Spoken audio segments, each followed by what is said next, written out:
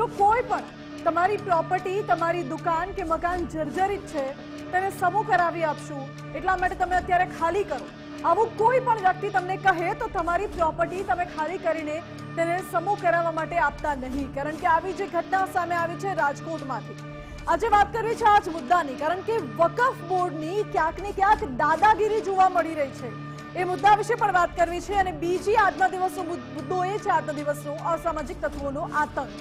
રાજકોટમાં છેલ્લા એક અઠવાડિયામાં અસામાજિક તત્વોના આતંકની ચાર ઘટનાઓ સામે આવી છે. અને 4 ઘટનાઓ એટલી ગંભીર છે કે દ્રશ્યો જોઈને આસપાસના લોકોના રૂવાટા ઉભા થઈ જાય. સવાલ પોલીસની કામગીરી પર ઉઠી રહ્યું છે, એટલા માટે જ આ મુદ્દો આજે ઉઠાવવો પડ્યો છે. આ બંને મુદ્દા વિશે વાત કરવી છે. સૌથી પહેલા વાત કરવી છે વકફ બોર્ડ વિશે. બંને દ્રશ્યો પણ આપને દેખાડીશું. રાજકોટમાં એક તરફ જ્યાં વકફ બોર્ડની દાદાગીરી સામે આવી છે અને બીજી તરફ અસામાજિક તત્વોના આતંકના કિસ્સાઓ સતત વધી રહ્યા છે. બંને ઘટના રાજકોટથી સામે આવી છે.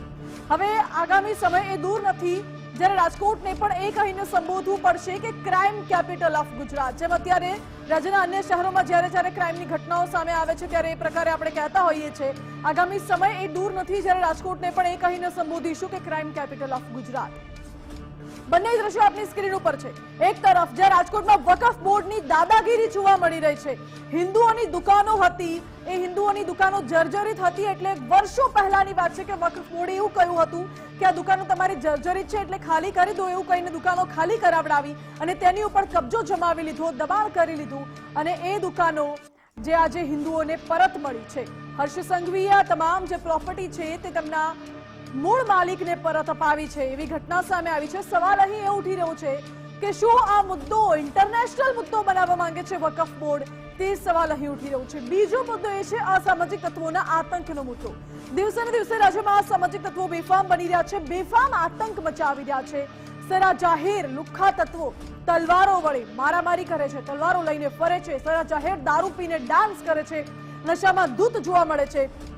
ગુજરાતમાં દારૂબંધી છે, જાહેરમાં હથિયાર રાખવા પર પ્રતિબંધ છે, જાહેરમાં રોફ જમાવો, હથિયારો વડે લોકો પર હુમલો કરવો અને એ પ્રકારે તમામ જે અસામાજિક પ્રવૃત્તિ છે, જે ગેરકાયદે છે, છતાં પણ અસામાજિક તત્વો કરી રહ્યા છે. એનો સીધો અર્થ એ થાય છે કે શું અસામાજિક તત્વોને કાયદો વ્યવસ્થાનો કે પોલીસનો કોઈ જ ડર નથી? શું અસામાજિક તત્વો પોલીસને પોતાના ખીચામાં લઈને ફરે છે? આ સવાલ આજે અમે નથી ઉઠાવી રહ્યા, આ સવાલ આજે ગુજરાતની જનતા ઉઠાવી રહી છે, દરેકે દરેક વ્યક્તિ ઉઠાવી રહ્યા છે. કારણ કે રાજ્યમાં દરરોજ, જી હા, દરરોજ રાજ્યમાં એક જગ્યાએ તો અસામાજિક તત્વોના આતંકના કિસ્સાઓ સામે આવતા જ હોય છે. અને એટલા જ માટે રાજ્યમાં પોલીસની કામગીરી પર સતત સવાલો ઉભા થઈ રહ્યા છે. શું પોલીસ પેટ્રોલિંગ નથી કરી રહી કે પછી કેટલાક પોલીસ અધિકારીઓ છે એ મળેલા છે? આમાં સવાલ આખી પોલીસ બેડા ઉપર ઉઠી રહ્યો છે. જો કે વાંક ભલે અમુક અધિકારીઓનો હોય અને કેટલાક કોન્સ્ટેબલો કાં તો પછી કેટલાક અધિકારીઓ જે હફતા લે છે તેમના કારણે આખા પોલીસ બેડા પર સવાલ ઉઠે છે, આખો પોલીસ બેડો બદનામ થાય છે. એટલા જ માટે આજે વાત કરવી છે આ બંને મુદ્દાઓની.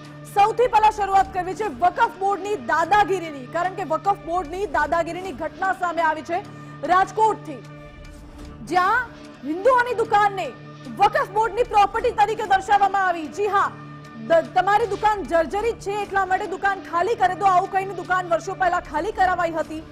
જ્યારે આ મામલો આખો સામે આવ્યો ત્યારે ખબર પડી કે આ બધી જમીન, આ બધી દુકાનો તો હિન્દુઓની હતી જે અત્યારે વકફ બોર્ડના કબજા હેઠળ છે. એટલે ગૃહ રાજ્યમંત્રી હર્ષભાઈ સંઘવીએ રૂબરૂ જઈ મુલાકાત લીધી, સ્થિતિનો તાગ મેળવ્યો અને મૂળ માલિકોને તેમની દુકાનો પરત અપાવી હતી. વર્ષોથી ધંધો કરતા વેપારીઓ પાસેથી વકફના બહાને દુકાનો ખાલી કરાવાઈ હતી.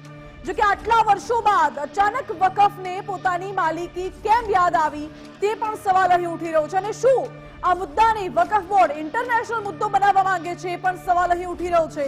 આ દ્રશ્યો પણ આપ જુઓ, વર્ષો જૂની દુકાનો ધ મુસ્લિમ દ્વારા ટ્વીટ કરીને આ મુદ્દો બનાવવામાં આવી રહ્યો હોય, એક એજન્ડા સેટ કરવામાં આવી રહ્યો હોય તેવું લાગી રહ્યું છે. પરંતુ ક્યાં સુધી ચાલશે આ એજન્ડા, એ સવાલ પણ અહીં ઉઠી રહ્યો છે. આ દ્રશ્યો જુઓ અને આટલા વર્ષો બાદ વકફ બોર્ડને યાદ આવી કે આ જમીન હતી, આ દુકાનો હતી, તેમની માલિકી યાદ આવે છે. શું ઇન્ટરનેશનલ મુદ્દો બનાવવા માંગે છે? અને જો આટલા વર્ષે યાદ આવી હોય તો પછી આટલા વર્ષોથી ક્યાં હતા તે પણ સવાલ અહીં ઉઠી રહ્યો છે.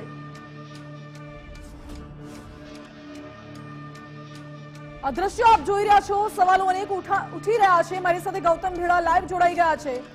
ગૌતમ, વકફ બોર્ડના આટલા વર્ષે યાદ આવી કે તેમની આ જમીન કે દુકાન છે પોતાની માલિકીની, આખો મામલો શું છે?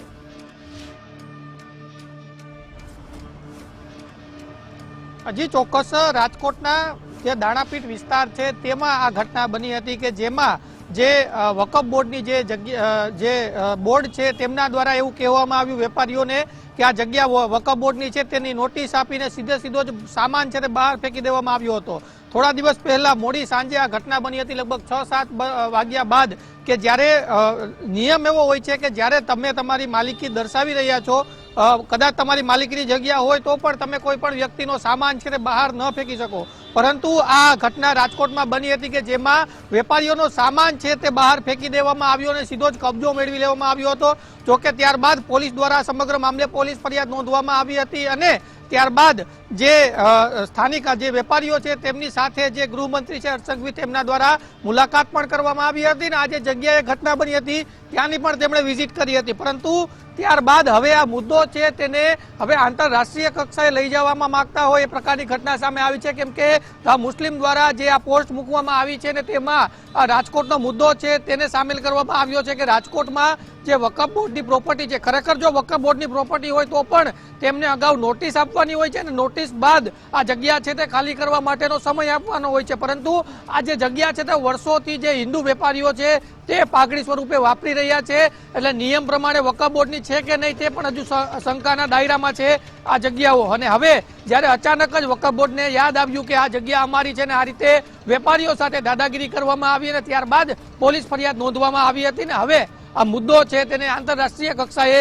લઈ જવા માંગતા હોય તેવું લાગી રહ્યું છે. જી ગૌતમ, ગૃહ રાજ્યમંત્રી હર્ષ સંઘવીએ રૂબરૂ જઈને આ જે દુકાનો છે તે પરત અપાવી હતી, એટલે શું આ દુકાનો મૂળ માલિકીની કોની છે? વકફ બોર્ડની હતી વર્ષો પહેલા કે પછી હિન્દુઓની હતી?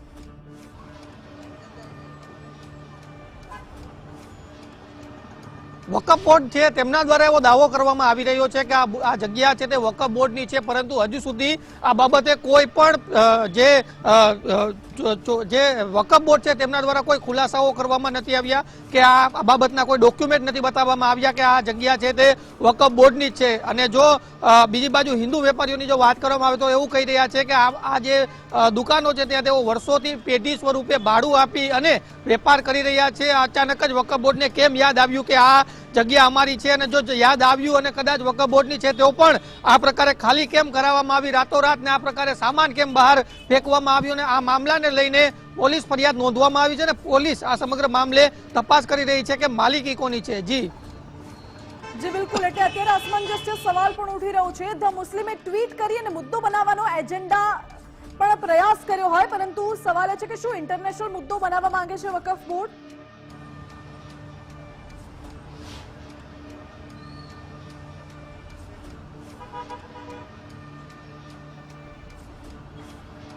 ગૌતમ, જી ચોક્કસ. જે રીતના મામલો સામે આવ્યો હતો અને ત્યારબાદ જે ઘટનાક્રમ બન્યો તેનાથી જે વાત છે તે વિસરી હતી ને ત્યારબાદ હવે જે પોસ્ટ મૂકવામાં આવી છે ને એના ઉપરથી તો સ્પષ્ટપણે એવું જ લાગી રહ્યું છે કે આ રાજકોટનો જે મુદ્દો છે વકફ બોર્ડનો તેને આ જે ધ મુસ્લિમ છે તેમના દ્વારા હવે આંતરરાષ્ટ્રીય કક્ષાએ લઈ જવાનો પ્રયાસ હોય, કારણ કે આ મુદ્દો છે તે રાજકોટનો સ્થાનિક મુદ્દો હતો, વેપારીઓ અને આ જે વકફ બોર્ડના જે મેમ્બરો છે તેમની વચ્ચેનો મુદ્દો હતો, પરંતુ તેમ છતાં તેને આ પ્રકારે પોસ્ટ કરી અને આ પ્રકારે વાયરલ કરવું એટલે સ્પષ્ટપણે એવું લાગી રહ્યું છે કે હવે મુદ્દાને આંતરરાષ્ટ્રીય કક્ષાએ લઈ જવાનો પ્રયાસ છે તે કરવામાં આવી રહ્યો છે અને એક લાગણી છે તે મેળવવી હોય, સહાનુભૂતિ મેળવવી હોય એ પ્રકારના પ્રયત્નો ચાલી રહ્યા હોય એવું લાગી રહ્યું છે. જી ગૌતમ, બિલકુલ, એટલે અત્યારે તો આજે આખો મુદ્દો છે વકફ બોર્ડનો અને વેપારીઓ વચ્ચેની જે લડાઈ છે તે આખા મુદ્દાને સોશિયલ મીડિયા પર ટ્વીટ કરીને એવી રીતે રજૂ કરવામાં આવ્યો કે જાણે બહુ જ મોટો મુદ્દો હોય, વાંક વેપારીઓનો હોય અને આખો એજન્ડા સેટ કરવામાં આવી રહ્યો હોય તેવા પણ દાવાઓ થઈ રહ્યા છે. હિન્દુઓની દુકાન હતી જેને વકફ બોર્ડની પ્રોપર્ટી દર્શાવવામાં આવી અને ત્યારબાદ વેપારીની દુકાનને રાતોરાત ખાલી કરાવી દેવાય છે, એટલા માટે સવાલો અનેક ઉઠી રહ્યા છે. વર્ષોથી વેપારીઓ પાઘડી સ્વરૂપે અહીં દુકાનમાં ધંધો કરે છે અને વકફ બોર્ડને અચાનકથી કેમ યાદ આવ્યું કે આ મુદ્દો અને આટલા વર્ષો બાદ અચાનક વકફને યાદ આવ્યું કે આ પોતાની માલિકીની દુકાનો છે, એટલા માટે સવાલો અનેક ઉઠી રહ્યા છે. આ બાબતે તપાસ તટસ્થ થવી જોઈએ અને ત્યારબાદ સાચી હકીકત જાણવા મળશે કે આ જમીન પહેલા કોની હતી, આ દુકાનો પહેલા કોની હતી અને અત્યારે કોની છે. આ બાબતે તપાસ થાય તો આગળ જાણવા મળશે.